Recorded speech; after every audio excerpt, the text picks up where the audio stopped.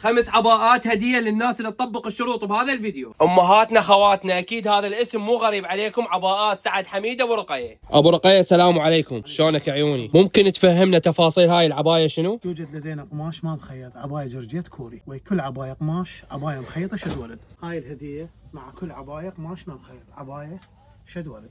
هذه هدية تجي ويا الباكج مال العباية؟ وكل عباية قماش.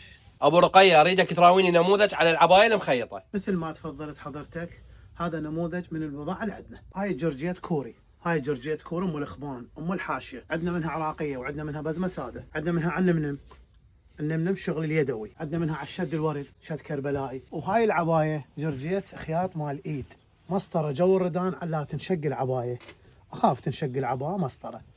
شد ورد كربلائي، عباية واحد عراق، ام الخبنة جرجيت كوري، لقط ايد، ملاحظة خياط مال بيت. ملاحظة طبعا عندنا بعد هدية. وابشركم وكل عباية تشتروها هدية وبخدمتكم. شروط المسابقة 5 تاكات لأصدقائكم بالتعليقات، وتشاركون هذا الريل بالستوري مالتكم، وتضيفون بيج عباءات سعد حميد. واحنا راح نختار 5 اشخاص من التعليقات اللي مطبقين الشروط، لهم 5 عبي هدية وبالعافية عليهم. واللي راح تحبوه أكثر موفرين خدمة التوصيل لكل العراق مجانية. للحجز والاستفسار اتصلوا على الأرقام الظاهرة بالشاشة، وإذا تحبون تضيفون بيجاتهم على الانستا والتيك توك، اسم البيج مالتهم عباءات سعد حميد أبو رقية. تحياتي لكم.